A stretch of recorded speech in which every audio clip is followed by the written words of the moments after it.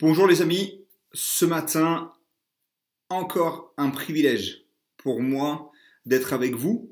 Alors, pas en présentiel, c'est vrai, on est retombé un peu comme il y a quelques mois, l'ancien temps j'allais dire, non c'est pas un ancien temps, c'est juste le passé, et il y a quelques mois, et avec ce confinement, on est reconfiné, en tout cas j'espère que vous allez bien, et j'espère que votre santé est bonne. Et j'espère que le virus ne vous a pas atteint. Et si le virus vous a atteint, ce virus, eh ben, je prie pour que le Seigneur puisse, dans sa grâce, poser sa main sur votre santé et sa main bienveillante, sa main de grâce, sa main d'encouragement, ses bras d'amour pour vous relever. Et donc ce matin, encore un privilège pour moi d'ouvrir la parole de Dieu et on va avoir un passage qui pour moi est encore plus d'actualité au jour d'aujourd'hui parce qu'on voit ce qui se passe et je pense que notre position en tant que chrétien est une position incroyable, mais également aussi une responsabilité encore plus aujourd'hui. Et donc ce matin, j'aimerais juste avec vous aujourd'hui prendre un Pierre, on va ouvrir notre Bible ensemble, 1 Pierre chapitre 1. C'est un passage très pratique, c'est un livre très pratique. J'aime beaucoup 1 Pierre. Pourquoi? Parce qu'il nous exhorte, le Seigneur nous exhorte à mettre ce que l'on croit en pratique. Et moi, comme vous le savez, je suis très très pratique, j'aime la pratique. Je ne suis pas très très théorique. Et donc c'est un livre que j'apprécie énormément. Et donc on va lire ce passage, 1 Pierre chapitre 1, versets 13 à 21. 1 Pierre 1, 13, 21, et je vais lire dans ma version qui est la seconde 21. La seconde 21, donc, la parole de Dieu dit ceci: c'est pourquoi tenez votre intelligence en éveil, soyez sobre et mettez toute votre espérance dans la grâce qui vous sera apportée lorsque Jésus apparaîtra. En enfant obéissant, ne vous conformez pas aux désirs que vous aviez autrefois, quand vous étiez dans l'ignorance. Au contraire, puisque celui qui vous a appelé est saint, vous aussi soyez saints de toute votre conduite. En effet, il est écrit: vous serez saints, car moi, je suis saint. Verset 17. Et si comme un père que vous faites appel à celui qui juge chacun conformément à sa manière d'agir, sans faire de favoritisme, conduisez-vous avec une crainte respectueuse pendant le temps de votre séjour sur la terre. Vous le savez, en effet, ce n'est pas par des choses corruptibles comme l'argent ou l'or que vous avez été rachetés de la manière de vivre dépourvue de sens que vous avez transmis vos ancêtres. Verset 19, mais par le sang précieux de Christ, qui s'est sacrifié comme un agneau sans défaut et sans tache. Prédestiné avant la création du monde, il a été révélé dans les derniers temps à cause de vous.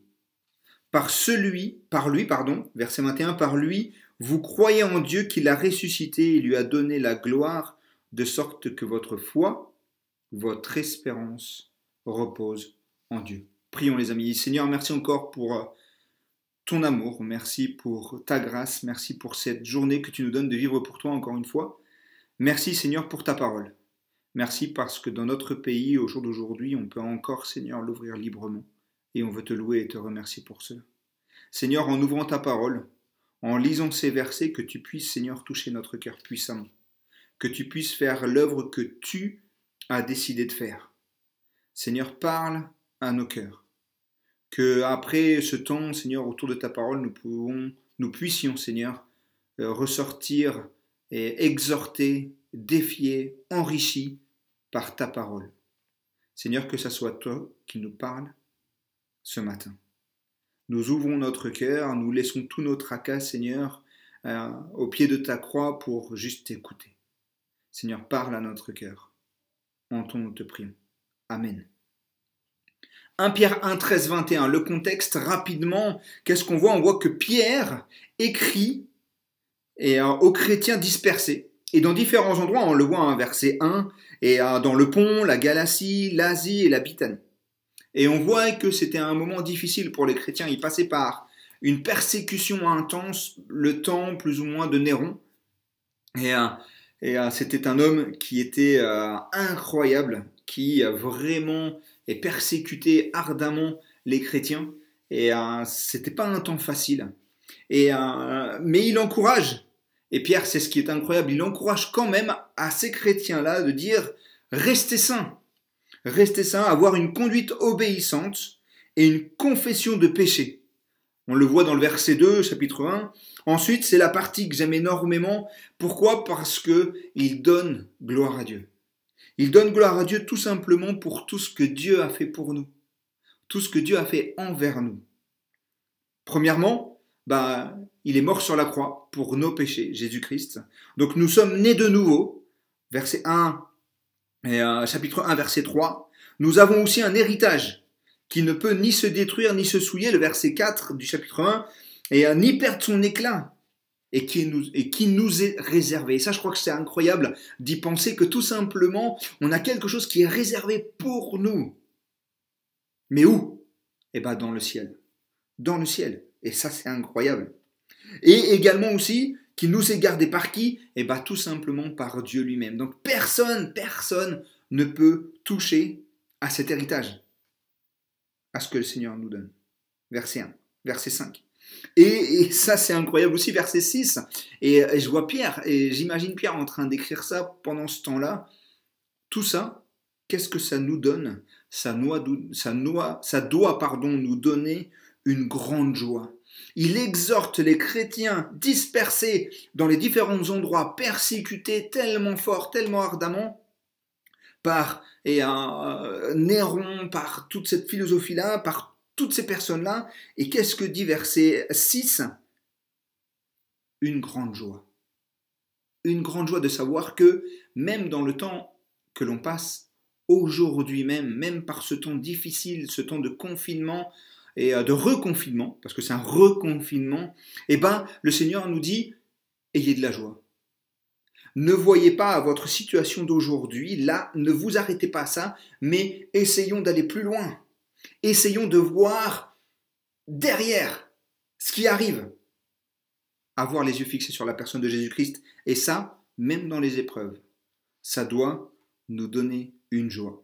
Pour ceux qui me connaissent, je suis assez joyeux. J'aime être joyeux.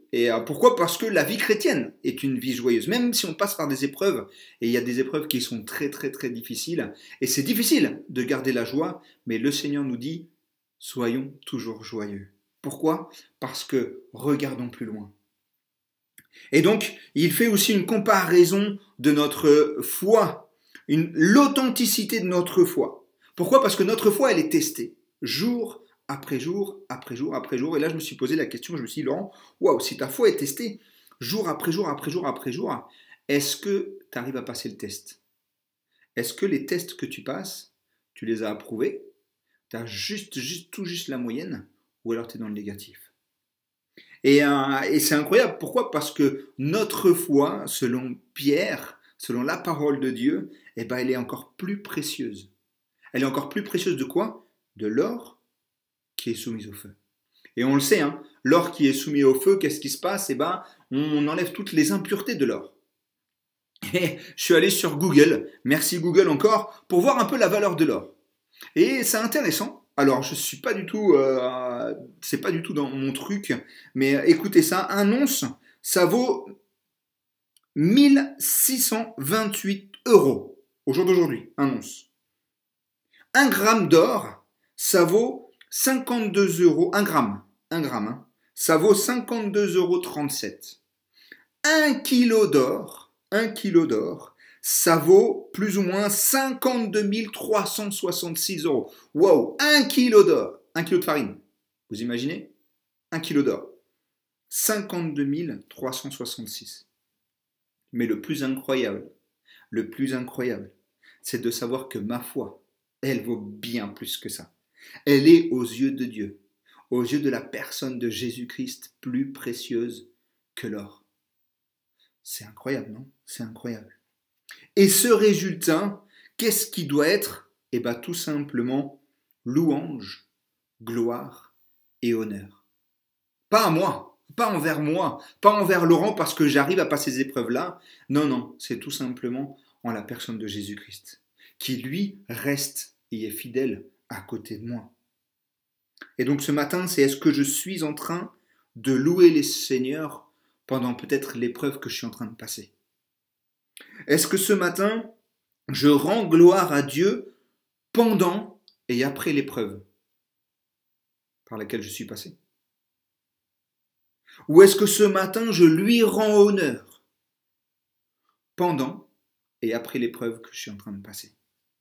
C'est ces questions que je me suis posées et je vais être sincère avec vous. Hein.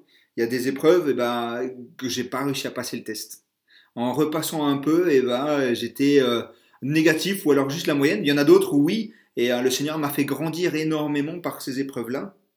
Et il y a des épreuves qui durent. Mais gardons toujours cette vision, ce point de mire au-delà de cette épreuve. Et ensuite, Pierre nous montre le privilège que nous avons de connaître cette grâce. Cette grâce, verset 10, les prophètes qui ont parlé de la grâce qui vous a été réservée ont fait de ce salut l'objet de leur recherche et de leur investigation. Et donc, il nous montre tout simplement le privilège que nous avons de connaître cette grâce, la personne de Jésus-Christ. Parce que je suis sûr qu'il y avait beaucoup de personnes avant qui ont vécu avant Jésus-Christ et qui ont été, Jésus-Christ a été prophétisé, on le voit hein, dans l'Ancien Testament, et c'était quelque chose de grandiose qui allait arriver, et c'est arrivé, et ce grandiose est arrivé en forme de bébé, et on est dans la période qui va préparer Noël, et quelle joie de savoir que ce sauveur-là est né pour moi, et c'est un privilège, Et donc arrive le verset 13 à 21. Verset 13 à 21, et j'aime beaucoup dans ma Bible, et dans ma version, ça dit tout simplement un appel à la sainteté. Et je vais garder ce titre, un appel. Le Seigneur aujourd'hui, quand j'ai préparé ce message, m'a appelé.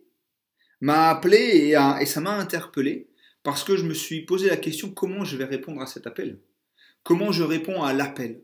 Souvent, on a des appels des amis et donc on a juste à décrocher. On voit le numéro. Alors, pour être sincère avec vous, hein, il y a des numéros qu'on ne veut pas forcément répondre tout de suite. Donc, on envoie un message. Je te rappelle plus tard. Mais cet appel-là, qu'on puisse le prendre et qu'on puisse décrocher et qu'on n'envoie pas ce message-là. Je te rappelle plus tard, je suis occupé. Ou non, pas vraiment, j'ai pas vraiment envie de te parler, non, qu'on puisse prendre vraiment cet appel et que ça soit un appel vraiment important. Pourquoi? Parce que le Seigneur aujourd'hui nous appelle encore plus. Aujourd'hui, en tant que chrétien, on a la solution et le Seigneur nous appelle. Mais il nous appelle à quoi? Tout simplement, il nous appelle à être saints. Et wow, être saint. Je sais pas pour vous, mais pour moi, c'est pas évident tous les jours. Et donc, j'aimerais qu'on détaille un peu ces différents versets-là. Donc, versets 13 à 14, on va parler de l'appel même. L'appel même, le premier sujet, parce que Dieu est saint, nous sommes saints, versets 15 à 16. Et il le dit, hein, en effet, il est écrit, verset 16, « Vous serez saints, car moi, je suis saint. » Verset 15, au contraire, « Puisque celui qui vous appelle est saint, vous aussi soyez saints dans toute, et ça c'est incroyable ce mot-là, toute votre conduite. » Tout englobe tout. Je vous encourage à souligner ce petit mot, tout, toute. Et donc, le premier sujet, parce que Dieu est saint, nous sommes saints, verset 15-16, verset 17. Le deuxième sujet de cet appel, nous devons lui rendre compte comme un juge, parce que le Seigneur nous juge et va nous juger. Verset 17. Et le troisième sujet, parce que nous avons été rachetés, achetés par un si grand prix, le précieux sang de la personne de Jésus-Christ lui-même, coulant sur la croix. Versets 18 à 19. Et donc, les trois sujets de cet appel, c'est tout simplement le plan de rédemption parfait de Dieu. Et ça, c'est ce qui est incroyable. Et je n'arrive pas à le comprendre, mais c'est ce qui est écrit. Avant la fondation du monde. Avant la fondation du monde. On le verra un peu plus loin, depuis l'éternité. Depuis toute éternité jusqu'à toute éternité, le Seigneur a un plan. Avait un plan dans l'éternité. Pardon. Et de quoi lui rendre louange, gloire et honneur pour ce plan-là. Incroyable, non? Incroyable. Et donc on va détailler tout ça ensemble. Premièrement, parce que Dieu est saint, nous appelle à vivre une vie sainte. Verset 16 et verset 15 et 16, je vais le relire avec vous, qui dit au contraire, puisque celui qui vous a appelé est saint, vous aussi soyez saints dans toute votre conduite. En effet, il est écrit, vous serez saints car moi, je suis saint.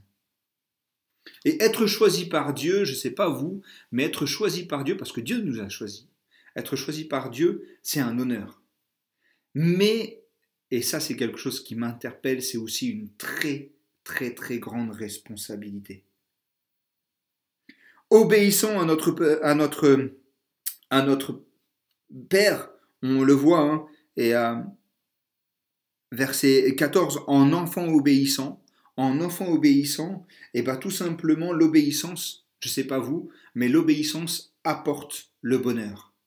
Et je le vois hein, dans ma famille, quand mes enfants m'obéissent, sans forcément poser des questions ou demander pourquoi je dois obéir, quand ils le font, et ils le font avec une bonne attitude, et ben c'est vrai, et je suis heureux. Mais ce qui est le plus incroyable, c'est quand on prend ce livre, la parole de Dieu, et on obéit jour après jour après jour à ses commandements, et ben notre Père, qui est au ciel, est heureux, est heureux. Et c'est tout simplement le résultat, ou plutôt cette conséquence logique, à un si grand salut. Si on comprend vraiment complètement ce qu'est le sacrifice de Jésus-Christ, eh ben c'est à notre tour de lui rendre louange, gloire et honneur en lui obéissant et en étant saint. 1 Pierre 1, 13, 14 dit « C'est pourquoi tenez votre intelligence en éveil. Soyez sobre et mettez toute votre espérance dans la grâce qui vous sera apportée lorsque Jésus apparaîtra. En enfant en obéissant, ne vous conformez pas aux désirs que vous aviez autrefois, quand vous étiez dans l'ignorance. » Verset 13. Tenez votre esprit en éveil. Et ça, c'est un besoin de se préparer. Ça nous parle de nous préparer, d'être en alerte, d'être attentif. Et ça va avec une attitude judicieuse, une attitude sensée, équilibrée, qui exige, et ça c'est quelque chose qui de plus en plus difficile, qui exige la maîtrise de soi. Une concentration, une vigilance. Contre quoi? Pourquoi on doit être attentif? Pourquoi on doit avoir notre esprit en éveil? Eh bien tout simplement contre Satan. Contre Satan. L'ennemi rôde comme un lion rugissant. Et il essaiera jour après jour, minute après minute, seconde après seconde, nous faire sortir du jeu. Nous disqualifier. Je ne sais pas vous, mais j'aime jouer en famille. Et il y a quelque chose que j'aime pas, c'est perdre. Je ne sais pas vous, moi j'aime pas perdre. Dans n'importe quel ce que je fais, dans n'importe quel jeu que je rentre, j'aime pas perdre. Alors, j'ai pas non plus une mauvaise attitude si je perds, non, loin de là. Mais j'essaye au maximum de gagner. Et dans la vie chrétienne, eh ben, c'est exactement pareil. Et je pense que Satan nous connaît parfaitement. Satan connaît nos faiblesses parfaitement. Et il sait là où aller. Il sait quoi toucher. Et donc, que l'on puisse avoir un esprit, qu'on puisse tenir un esprit en éveil. En éveil. C'est pour cela que Pierre continue en nous disant « Soyez sobres et mettez toute votre espérance dans la grâce. » Et ça, j'aime beaucoup ces deux verbes. Pourquoi? Parce que si on regarde bien ces deux verbes-là, eh ben, soyez et mettez, et c'est à l'impératif présent.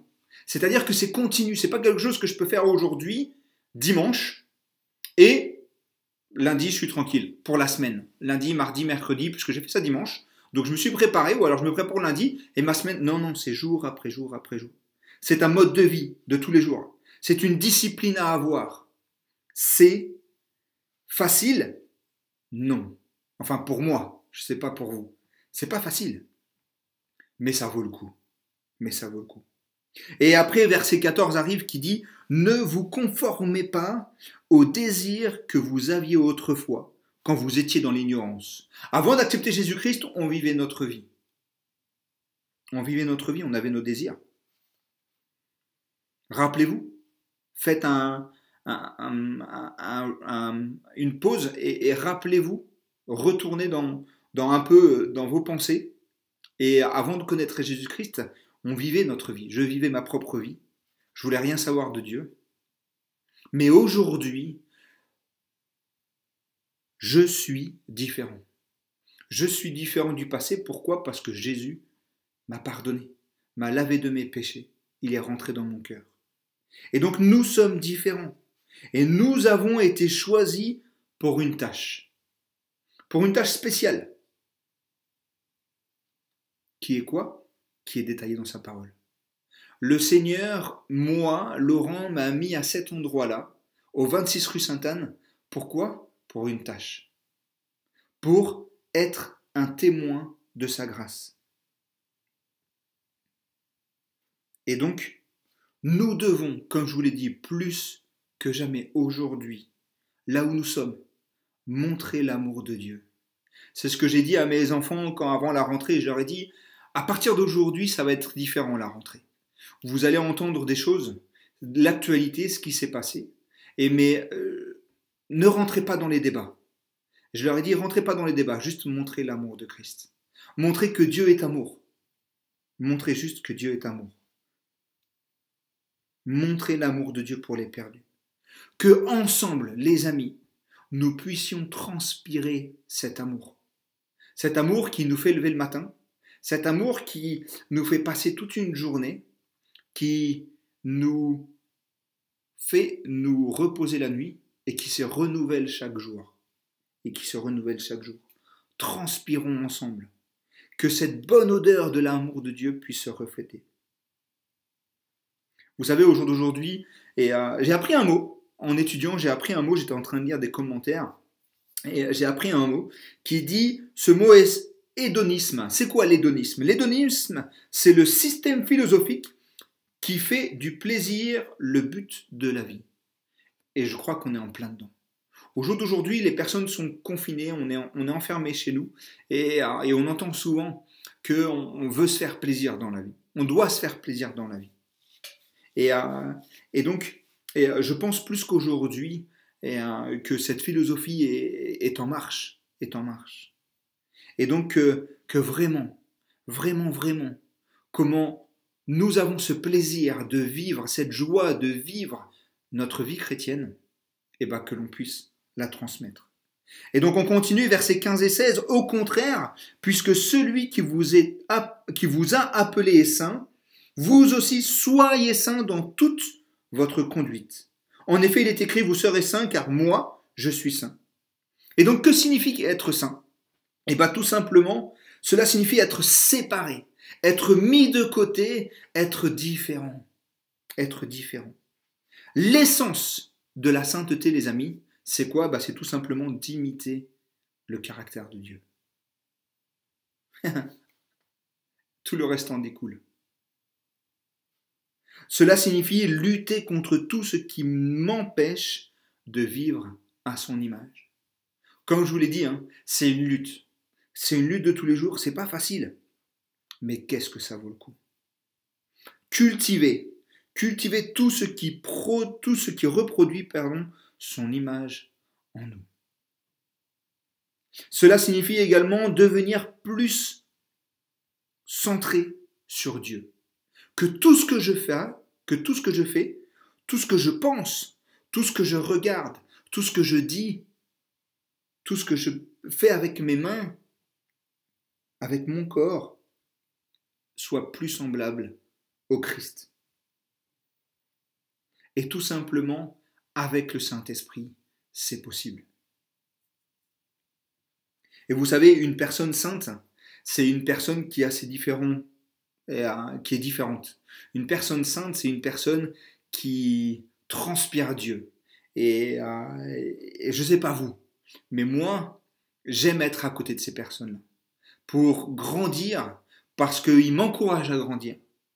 Et je suis sûr qu'on en connaît. Hein. On connaît des personnes qui luttent, mais qui arrivent à tenir ferme. Et bien, que l'on puisse s'entourer de ces personnes-là. Une personne sainte, c'est une personne consacrée à Dieu. C'est une personne qui aime. C'est une personne qui aime les autres, qui pardonne la faute des autres. C'est aussi une personne qui a des conversations qui reflètent la parole de Jésus, qui reflètent l'amour de Christ et son style de vie, qui reflète tout ce que la Bible dit. Dès qu'il parle, c'est quelque chose qui, waouh, c'est quelque chose qui, waouh. Et vous savez, les amis, une personne sainte, c'est une personne heureuse. C'est une personne heureuse qui marche dans la sainteté, c'est une personne heureuse parce qu'elle fait tout simplement confiance à Dieu. Et c'est ce que la sainteté est vraiment. C'est se plonger dans ce livre, se plonger jour après jour pour connaître mieux encore la personne de Jésus-Christ et montrer une différence. Hébreux 12, 14 dit « Recherchez la paix avec tous et la progression dans la sainteté. Sans elle, personne ne verra le Seigneur. » Recherchez la paix avec tous et la progression dans la sainteté. C'est une progression, c'est un chemin, un cheminement jour après jour. Et vous savez quoi? La sainteté donne de la crédibilité à mon témoignage, à mes paroles, à mes actes. Ceux qui proclament un sauveur qui change la vie n'auront aucun impact si leur propre vie ne semble pas différente de celle des autres. Je vais vous relancer cette phrase-là. Ceux qui proclament un sauveur qui change la vie n'auront aucun impact si leur propre vie ne semble pas différente de celle des autres. Un comportement sain améliore. Un comportement sain donne de la crédibilité, comme je vous l'ai dit, à notre témoignage, à nos paroles, à la personne de Jésus-Christ, au peuple de Dieu. Un comportement sain améliore notre témoignage, tandis que le comportement mondain dans le monde, faire comme les autres, l'affaiblit. Matthieu 5, versets 14 et 16 nous dit « Vous êtes la lumière du monde. Une ville située sur une montagne ne peut être cachée. Nous sommes une ville. Et on n'allume pas non plus une lampe pour la mettre sous un seau, mais on la met sur son support et elle éclaire tous ceux qui sont dans la maison. Nous sommes une ville, nous sommes une lumière. Que de la même manière, et ça c'est incroyable, verset 16, que de la même manière, votre lumière brille devant les hommes, afin qu'ils voient votre belle manière d'agir, et qu'ainsi ils célèbrent, vous vous souvenez, honneur, gloire et louange. Afin qu'ils voient votre belle manière d'agir, et qu'ainsi ils célèbrent la gloire de notre Père céleste. Et je crois qu'aujourd'hui, plus que jamais, on doit faire ça. Nous devons briller. Nous sommes la lumière du monde. Tozer, un écrivain, un homme de Dieu incroyable, décrit la sainteté ainsi, de cette façon-là. Saint est la façon dont Dieu est. Pour être saint, il n'a à adhérer à aucune norme. Il est le standard. Et parce qu'il est saint, ses attributs sont également saints. Tout ce qui concerne Dieu doit être considéré comme saint. Dieu est saint. Dieu est saint.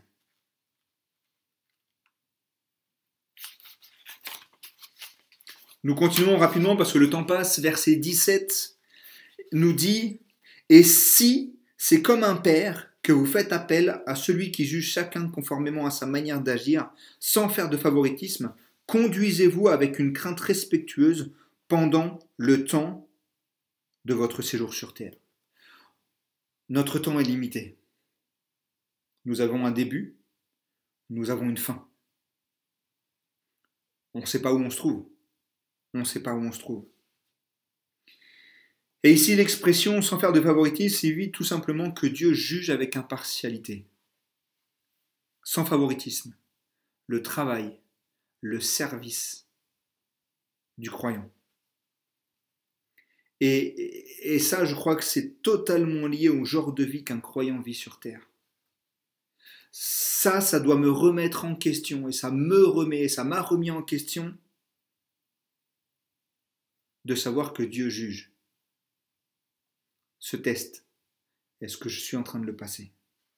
Le fait que Dieu va nous juger devrait nous inciter à être sensés et à accorder plus d'attention au style de vie que je mène. Nous devrions nous assurer que nous ne sommes pas superficiels. Je dois m'assurer à la fin de ma journée que je ne suis pas superficiel. Et vous savez, c'est peut-être plus facile d'être superficiel, de montrer un visage heureux, de montrer une vie belle quand on est à l'église, quand on est en présence d'autres chrétiens. C'est plus facile d'être superficiel. Et versets 18 à 21 pour terminer, qui dit « Vous le savez en effet, ce n'est pas par des choses corruptibles, comme l'argent ou l'or, que vous avez été rachetés de la manière de vivre, dépourvue de sens, que vous avez transmise vos ancêtres, mais par le sang précieux de Christ, qui s'est sacrifié comme un agneau sans défaut et sans tache, prédestiné avant la création du monde. Il a été révélé dans ces derniers jours, dans ces derniers temps, à cause de vous. Par lui, vous croyez en Dieu qui l'a ressuscité et lui a donné gloire, de sorte que votre foi et votre espérance reposent sur Dieu. C'est notre espérance. C'est notre assurance en tant que chrétien. Les amis, cette vie est une vie vide. Cette vie, sans la rédemption de Jésus-Christ, à quoi elle sert? Vous savez, j'aime les documentaires. Et quand on regarde les documentaires animaliers ou de la faune et la flore, tout a un but dans ce monde. Chaque animal a un but. Chaque plante a un certain objectif, a un but. Elle a été créée pour un but. Et il en va de même pour le soleil, pour la lune et pour chacune des étoiles. Tout dans ce monde a un but. Tout sert un but dans l'univers. Mais la vie de l'homme sans Dieu n'a pas de sens, n'a pas de but, n'a pas d'objectif. Rappelez-vous, nous courions derrière quelque chose. Difficile de l'atteindre. Et on le voit, hein, les plus grands de ce monde, les plus riches de ce monde, ont beaucoup d'argent et on leur pose la question, ils sont toujours à la recherche de quelque chose. Et nous, les chrétiens, nous l'avons. Nous devons être conscients que c'est le plus important. Que Christ doit être la base. Que Christ nous a destinés avant la fondation du monde. Et qu'il s'est manifesté dans les derniers jours par amour pour nous. En d'autres mots, et on peut dire ça comme ça, j'aime beaucoup cette illustration. Et nous pouvons dire que la croix n'est pas comme une ambulance envoyée d'urgence sur les lieux d'un accident. Sur les lieux d'un accident. C'était déjà planifié pour vous et pour moi. Dieu n'a pas été pris au dépourvu quand Jésus-Christ est mort sur la croix. Il était déjà tout planifié. Et donc, il nous a tellement aimés qu'il nous a fourni le moyen de pouvoir vivre. Il nous a fourni ce Sauveur. Et nous avons seulement besoin d'un Dieu avec un si grand amour qui a fourni par sa grâce une solution pour l'humanité. Les amis, ce matin, quelle est cette réponse? Quelle est ma réponse à cet appel? Premièrement, profitez. Profitez d'un grand privilège, de savoir que il y a quelque chose de gardé pour moi. Mais également aussi d'assumer cette responsabilité. Être en alerte, être attentif face aux attaques de Satan. Ma réponse face à cet appel également, c'est que nous devons apporter la gloire de Dieu, reproduire la vie de Jésus-Christ. Que nous puissions ensemble transpirer l'amour de Dieu. Imiter son caractère. Lutter contre tout ce qui nous empêche de vivre à son image. Ma réponse face à cet appel, cultiver tout ce qui reproduit son image en nous. Être plus centré aujourd'hui sur Dieu même, jour après jour. Et je ne pourrais pas terminer mon temps avec vous sans ça. On a parlé de la grâce, on a parlé de la sainteté, on a parlé de vivre une vie différente. Et la question que j'ai pour vous ce matin, c'est est-ce que vous avez expérimenté cette grâce? Est-ce que vous connaissez personnellement la personne de Jésus-Christ? Et si ce n'est pas le cas, je veux juste vous encourager, vous donner l'occasion. Jésus-Christ aura toujours le bras tendu vers vous, pour le moment. Et tout simplement, si vous n'avez pas expérimenté le pardon de Jésus-Christ, son amour, peut-être tout simplement lui parler. Et je vous invite, pour terminer ce temps ensemble, de fermer vos yeux et de dire au Seigneur, Seigneur, Jésus-Christ, je reconnais que je suis un pécheur. Je reconnais que mes péchés me séparent de toi. Seigneur, je te demande pardon. Je te demande d'entrer dans ma vie. Lave-moi, purifie-moi. Et Seigneur, merci. Merci parce que tu me donnes l'opportunité de m'approcher de toi. Et nous, en tant que chrétiens, Seigneur, tout simplement, ce matin, nous voulons répondre à cet appel. Ne pas juste envoyer un message de dire non, je verrai ça plus tard, mais juste de prendre cet appel et de dire ok, je vais montrer encore plus cette semaine l'amour de Christ. Seigneur, ce matin, autour de ta parole, nous voulons prendre cet appel. Nous voulons accepter ce défi, Seigneur, que tu nous lances. Cet encouragement, Seigneur, de nous dire, Laurent, peut-être que tu peux donner un pas de plus. Que, Seigneur, chaque chose que je dis, chaque chose que je regarde, chaque chose que je fais avec mes mains, puisse refléter ton caractère. Seigneur, merci pour la personne de Jésus-Christ. Merci parce que tu nous as donné ce plus beau des cadeaux. Et Seigneur, que nous puissions transmettre cette joie que nous avons de vivre en la personne de Jésus-Christ. Seigneur, merci encore pour ta parole. En ton nom, nous te prions. Amen. Les amis, merci encore. Et nous continuons avec ma femme, Karen, et ma famille à prier pour vous. Prenez soin de vous. On vous aime énormément. Et que ce matin, à partir de maintenant, nous puissions prendre cet appel et de dire oui, je vais refléter l'amour de Christ encore plus. Encore plus. À très bientôt les amis.